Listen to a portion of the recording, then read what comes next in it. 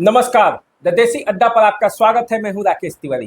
देखिए, आज हमारे जो बगल में बैठे हैं, महाराजगंज से भाजपा के बागी प्रत्याशी के तौर पर चुनावी मैदान में उतर चुके हैं।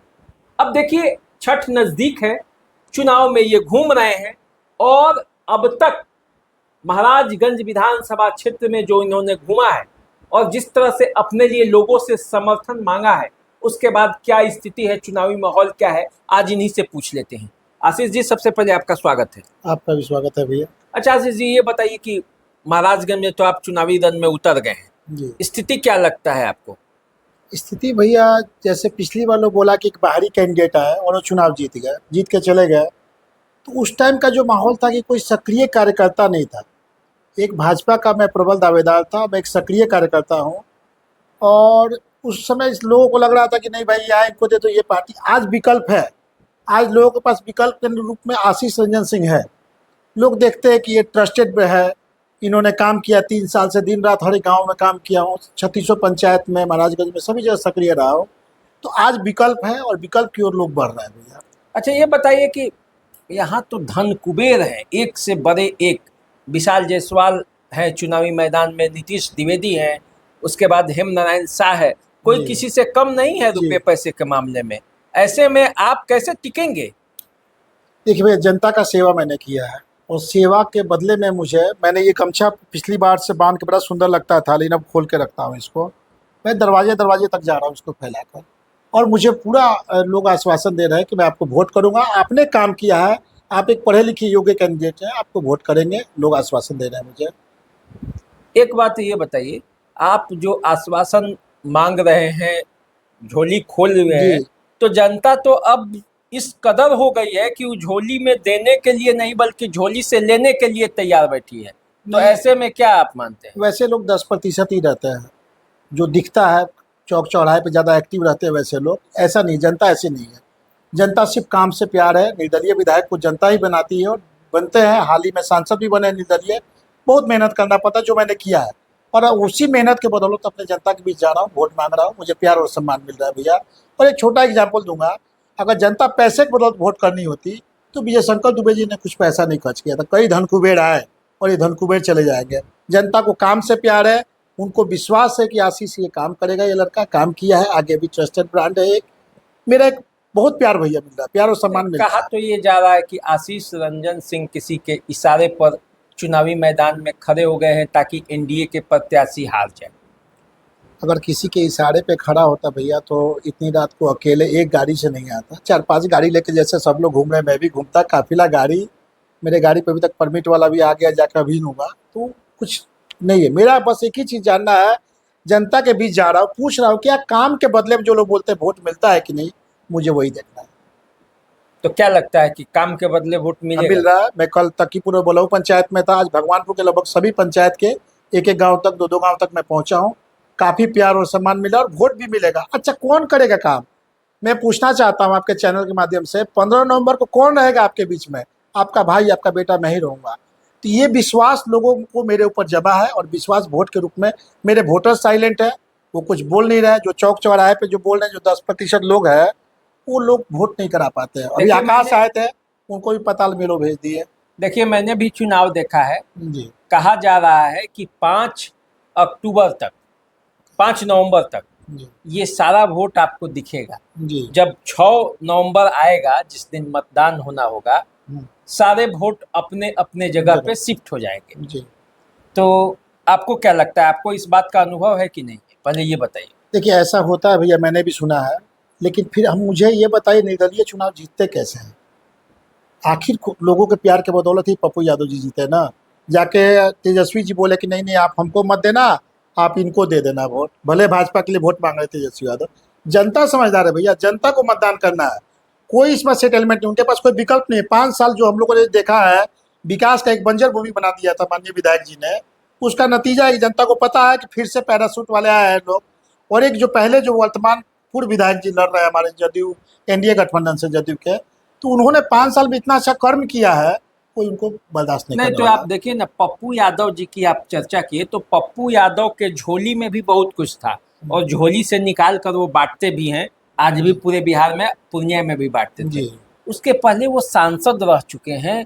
पप्पू यादव का एक पूरा राजनीतिक बैकग्राउंड रहा है। जी क्या आप अपने आप को उतना बड़ा राजनीतिक बैकग्राउंड या आपके झोली में उतना माल है जो आप लुटा पाएंगे? देखिए, झोली में माल तो नहीं है भैया, लेकिन मेहनत है मेरे पास और मेहनत पे विश्वास है। अपने मेहनत के बदौलत और जनता जनार्दन के पास हाथ जोड़ के भैया मैं जा रहा हूँ, लोग निश्चित मदद करेंगे। यदि आपके मेहनत पर आपके पार्टी को विश्वास होता जी और झोली में माल नहीं है और विश्वास होता तो आपको टिकट नहीं देता। आप देखे हैं ना कि कैसे कैसे टिकट बटाया है, कैसे कैसे आरोप लग रहे हैं सभी पार्टियों में, मैं किसी जी एक पार्टी का नहीं कर रहा हूँ। तो फिर ऐसे में आशीष रंजन सिंह जिनके पास झोली में कुछ नहीं है, जी वो जाएंगे और सोचेंगे कि चुनाव जीत जाएंगे, तो कैसे जीतेंगे? एक तो ये- ना पार्टी है झोली में आपके, जी ना पैसा है झोली में, जी तो और न कभी चुनाव यहाँ से लड़े हैं। तो जी ये तो आरोप आप पर है ना, विरोधी लगा रहे हैं, कह रहे हैं कि भाई हमको हराने के लिए वो खड़े हैं। अच्छा, एक बात बताइए भैया, यही बात तो मैं जाके जनता को समझा रहा हूँ। कोई भी पार्टी मनमाना डिसीजन लेगा, कुछ भी करेगा, कोई अपनी पत्नी को टिकट देते हुए बड़ा अच्छा फोटो आया, अपनी पत्नी को कोई दे रहा है, कोई अपने बेटा के लिए कर रहा है, तो जनता के लिए कौन सोचेगा? और जनता को बता रहा हूँ ये बात, और वो मेरी बातों को सुन रहे हैं, समझ रहे हैं, और मुझे आश्वासन दे रहे हैं भैया ये वोट में ताकि आपको देंगे, ताकि अगली बार से ये सिस्टम टूटे। कोई भी पैराशूट उम्मीदवार, कोई बाहरी उम्मीदवार आया, एसी कमरों में बैठा हुआ, पटना से आया है, जहानाबाद से कोई है, कोई कहीं से है, मैं नहीं बोलना चाहता, लेकिन उसके बाद वो लोग चुनाव जीत कर जाएंगे और कुछ हासिल नहीं होने वाला है नहीं तो देखिए, आप तो पहली बार आए थे, आपको तो त्याग करना चाहिए, जी। है ना? पार्टी के लिए त्याग करते तो उसका फल मिलता आपको बाद में। मैं त्याग करने को तैयार था भैया पार्टी के लिए। मैंने जनता के से जुड़े हुए कुछ 2 मुद्दे थी मेरी, जिसको मैं शायद अभी ये पब्लिकली ना बोल सकूँ। दोनों मुद्दों की मतलब मैंने अपने पार्टी को बताया, लेकिन पार्टी सुनने को तैयार नहीं है, क्योंकि जो सड़क का जो स्थिति है भैया, मैं बताता हूँ, जितना भी महादलित टोला या दलित का बस्ती है, क्यों नहीं बनवाए पिछले दोनों विधायक लोग? किसी को मतलब है कि मैं आवाज़ उठाता हूँ, लड़ता हूँ लोगों से, किसी को मतलब नहीं है कि दल आज भीम आर्मी आ गई है, दलितों की शुभचिंतक पार्टी। जब मई जून के महीने में जब आग लगता है दलित लोगों के घर में, कोई नहीं आता, एक ही जन पहुंचता, आशीष रंजन सिंह। पैसे से भी मदद करता हूं भैया मैं, इतना मेरे पास जोर पैसा है चुनाव लड़ने के लिए और खर्च करने के लिए। अकेला सिंगल कैंडिडेट हूँ जो सारे गाँव में पिछले साल भी चंदा दिया था, इस बार भी लगभग सभी गाँव तक पहुंचा हूँ और चंदा दिया हूँ। मेरे पीछे पीछे विधायक जी पिछली बार शुरू किए थे, वो 200 रुपये पहले चंदा देते थे, अब 1000 रुपये पहुंचे हैं। तो कम से कम इस बहाने सभी लोगों का मदद तो हो रहा है भैया। मेरे पास इतना पैसा है, मैं चुनाव लड़ सकूं और आगे अपने जनता का सेवा कर सकूं, करता भी रहूंगा। चलिए, मेरी तो शुभकामनाएं सभी प्रत्याशियों के साथ होता है, आपके साथ भी है। जी आप यदि क्षेत्र में उतरे हैं तो आप चुनाव को आप बेहतर समझते होंगे, जनता के जी बीच जा रहे हैं तो आप समझ भी रहे हैं। लेकिन मुझे एक ही चीज़ समझना है कि जिस मुद्दे के साथ आप जनता के बीच जा रहे हैं वो मुद्दा क्या क्या है? मुद्दा भैया मेरा एक ही है कि करप्शन फ्री। मैं बहुत लोगों को कराते देखता हूँ, ब्लॉक और थाना पे कराते हुए। क्या मोदी जी इसके लिए 2000 रुपया देते हैं कि जो वहाँ के सहायक है ब्लॉक के स्टाफ, उसमें से आपको मैं बताता हूँ, मेरे पास प्रूफ है हर बातों का, 1000 रुपया गरीब महिलाओं को देना पड़ता है, 1000 मिलता है उनको अब तो पैसा अकाउंट में आ जाता है। अकाउंट से। वही तो बोल रहा हूँ, अकाउंट से उनको ये बताया गया है, अंगूठा लगा लगा के निकाला जाता है कि आपको 1000 देना है, तब आपका ये होगा काम। राशन में वही चल रहा है, 4 किलो अनाज में दिया जा रहा है, राशन का वही हाल है। थाना पे बिना 3000 रुपये दिए कोई काम होता नहीं है, 3000 रुपया दीजिए, FIR लिखवाइए। ये सब मेरा मुद्दा है, करप्शन से दूर करना, लोगों के लिए रोजगार का। मैं अकेला कैंडिडेट हूँ जो बोलता हूँ भैया किसी को तो बुलाइए जो बात करे। शराब की फैक्ट्री वाले चीनी मिल का बात तो हमारे यहाँ भी करे। अच्छा, तो अब ये तो आप तो ऐसा बोल रहे हैं जैसे लगता है कि कभी बीजेपी में लौटना ही नहीं है आपको, लेकिन गमछा तो वही जी, भगवा ही लगाए बीजेपी का ही है, भगवा ही गमछा है और भगवा में ही रहूंगा। लेकिन जो करप्शन हो रहा है उसके खिलाफ पहले भी बोलता था, आज से 6 महीने 1 साल पहले भी, आज भी बोल रहा हूँ। किसी को बुरा लगता है तो लगे, क्योंकि जनता के बीच का मुद्दा है ना भैया। जो हमारे नवयुवक लड़के हैं उनके लिए ट्रैक का कहीं व्यवस्था है क्या? लड़के खुद से चंदा, मैं कई जगह चंदा दिया हो, ट्रैक का व्यवस्था कर रहे, कोई मतलब नहीं है। स्कूल का स्थिति है, अनाज का, एक भी जगह मिड डे मील का फॉलो हो रहा है क्या? मेनू नहीं फॉलो हो रहा है, ना मिड डे मील का हो रहा है, ना आंगनबाड़ी सही से चल रहा है।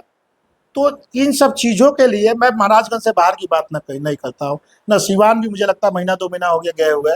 सिर्फ महाराजगंज में रहता हूँ, लोगों की बात करता हूँ और लोगों के बीच जाता हूँ। देखिए, आज 25 तारीख है जी और 25 तारीख के बाद अब आगे और 10 दिन, 5 तारीख तक और एक 11 दिन, 11 दिन है। 11 दिन समय बचा हुआ जी है। 11 दिन में बैठ नहीं ना जाइएगा।